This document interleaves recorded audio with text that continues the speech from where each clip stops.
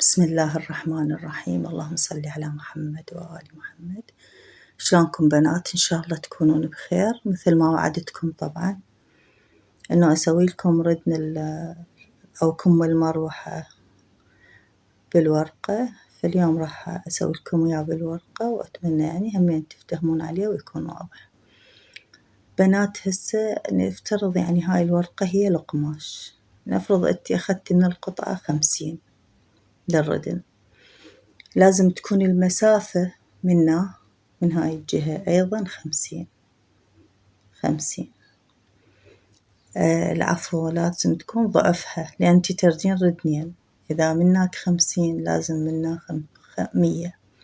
إذا منا أخذتي من القطعة 75 على طول القطعة، فراح تجيك الردن جوا العكس تقريبا. أما إذا أخذتي من القطعة نص متر بس، لا، راح تجي فوق العكس بشوية، يعني هيجي الطول. أطول ردن تقدرين تسويها هي 75. تاخذين من القطعة عندك 2.5 متر، تاخذين منها 75 على جهة للردن. هاي أطول ردن ممكن تصير بردن الفراشة، يعني تصير جوا العكس. طبعا هي كل ما تقصر كل ما يبرز جمالها وتصير أحلى. بس على افتراض إنه هاي يعني مطبوقة طبقتين، قماش عندك مطبوق طبقتين. أول طبقة هاي مجرد إنه راح نسوي القطعة مربع، راح تكون القطعة عندنا اللي أخذناها للردن على شكل مربع.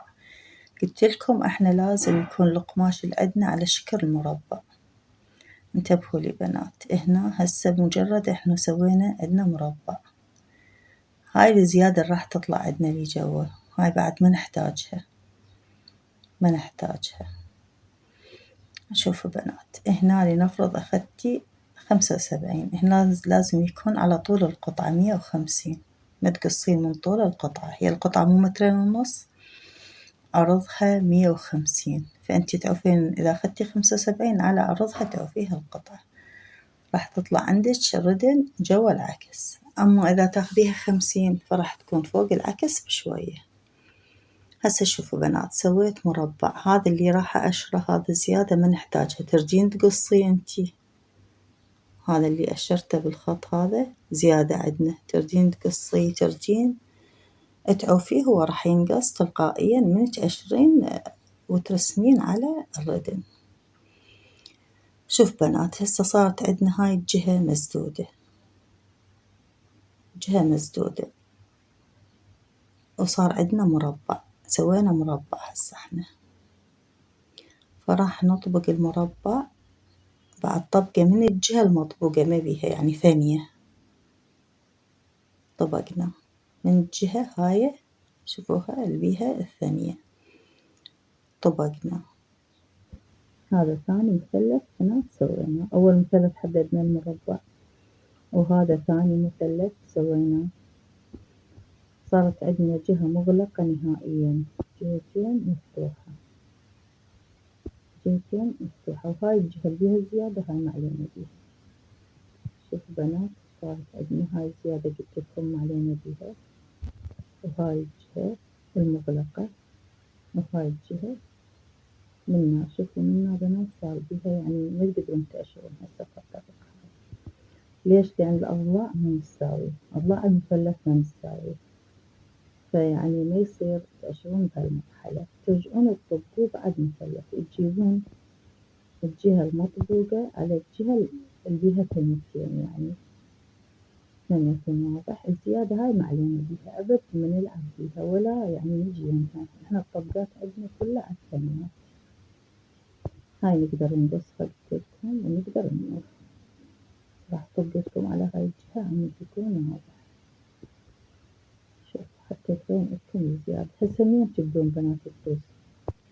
تبدون تقيسون من الجهة اللي بيها ثانية واحدة، يعني من هاي. شوفوا بنات، هاي الثانيات هواية داوتها الثانيات، هاي تعرفوها، ما تقيسون من تقيسون من هاي الجهة اللي ما بيها ولا ثانية، من هاي تبدون تقيسون القياس مالتكم. هاي تعرفوها، هاي زيادة ما علينا بيها. نجي هنا راح نقيس على هاي الجهة قلتلكم المطبوقة، أتمنى يكون واضح. هسه راح نقيسها، يعني هو كقياس تقريبي يعني. أنا هنا طلعت عندي 11، فراح أشر على 11 أسويها فرة، ولازم أثبتها بزاوية المثلث من فوق، لازم تثبتيها بزاوية المثلث. تمام. هنا طلعت عندي أعتقد 10، إي 10 ولا 11 يعني. المهم هي القياس مو مهم، انتي القياس راح يطلع عندك يختلف، يعني على 12 على قطعة 12 كبيرة. شوف بنات هسه حاجة هذا الزايد قلتلكم الشرطة طلع عندي واحدة بالقص، يعني ما بالقصة أو ما بالقصة كيفكم ما يفرق بالقصور الرفوف. هسه بنات شوفوا الرفوف على هاي طبقتها، طلعت لكم دائرة عدلة، رفوف على هاي الطبقة أريد نكتبها. هذا النص مالتها، النص مالتها هذا الشرطي. من بعد النص تنزلون 5. ليش تنزلون 5 بنات؟ على مود تطول عندكم الردن، هسه راح أوضح لكم إياه. من بعدها تدخلون 20، من ال20 تحطوها 7. راح تقولون قياس ثابت؟ لا بنات القياس مو ثابت، يعني هذا كقياس متوسط نقول. تقدرون تزيدوا تقللوا، أقل قيمة للنسبة مالتها 5. 20 يعني تصير 21، تصير 22 بالقياسات الكبار. الحفرة تكون يعني أكثر شي أكبر قياس هو 8 تحفروها. شوف بنات بقت متصلة من جوا، هاي تفتحوها منه، هذا المكان راح يقعد على الردن وهذا طول الردن. شوف بنات هنا عندنا هذا طول الردن راح يكون، وهي راح يعني تركب على الردن وتصير عدلة. قلتلكم بالقياس هسه راح أوضح لكم إياه شلون تقيسون. مو ثابتة القياسات، بس يعني كمتوسط إنه تحفرون تنزلون 20، من بعد النص تنزلون 5، ومن بعد ال5 تنزلون 20 تأشروها وتحفروها 7. وهسه راح أسوي لكم إياه على هاي الورقة أكبر. راح أقول لكم يعني لنفرض إنه هذا عندكم قماش، أخذتوه من القماش أرضه، أخذته من القماش 75، فراح تجون تطبقوها طبقتين هيجي على طول القطعة. هاي للردن مثل الردن اللي أنا سويتها. انتو أخذتوا قلنا 70 أو 75 راح تطبقوها. أول شي صارت عندكم مربع، بعدين راح تجون تسووها على شكل مربع بهالشكل. أول مثلث هذا طبقتوه. هسه أني من هنا راح أقص لكم إياه حتى أوضح لكم، يعني تقصوه تعوفوه نفس الشي. هسه أني قصيته زايد اللي عندي هنا. شوف المثلث صار عندي بنات هنا منا مفتوح، صار عندي منا بطبقة ومفتوح، لكن منا يمني من الجهة المقابلة راح يكون مبي بس ثانية واحدة، بس ثانية يعني. إذا بديتوا تقيسون منا تقدرون منا تقيسون، بس شنو عندكم راح يصير بيه صعوبة، ما راح تعرفوا له، ما راح تعرفون بنات تقيسوا بهالمرحلة. فأني أفضل إنه يعني هسه من سويتوا مثلث هذا أول مثلث، على الثانية تشتغلون بنات هذا ثاني مثلث تطبقوا بهالطريقة. شوف صار عندكم بنات، صار عندكم هنا جهتين مطبوقة وهنا مفتوحات وهنا طبقة واحدة. راح تجيبون الثانية الوحدة على الثانيتين، الثانية الوحدة على الثانيتين بهالطريقة. والقياس راح يكون من الجهة بيها ثانية واحدة، يعني منا هاي منا ما تقيسون، لا بنات راح تقيسون من هاي اللي بيها طبقة واحدة، ما بيها طبقات هواي، ثانية يعني مسدودة مغلقة، فمنها راح تقيسون حسب القياس اللي يطلع عندكم. وهاي راح تطلع عندكم مادام طبقتوا بالبداية راح يطلع عندكم ردنين. هسه شوفوا بنات أنا حسب القياس طلع عندي، لأن هنا ورق، والورق يعني انتو هاي الطريقة تتخذوها حسب القياس اللي يطلع عندكم من الجهة المطبوقة ما بيها ولا فتحة، تقيسوها وترجعون على ضوءها تقيسون على الردن كلها، تصير عندكم هاي الرسمة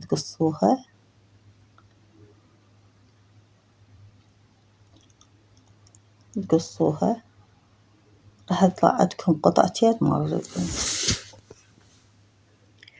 طلعت عندكم قطعتين مال الردن بنات،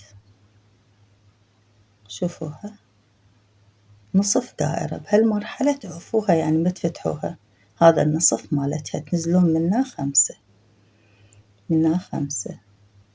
من جوا ال5 تنزلون 20، من جوا هاي ال5 تنزلون 20 تنزلون، منها تدخلون 7 حسب القياس. إذا القياس عندكم كبير كلش توصلون لحد 8، والحفرة تبدي النزول من تحت الكتف من 19 ل22.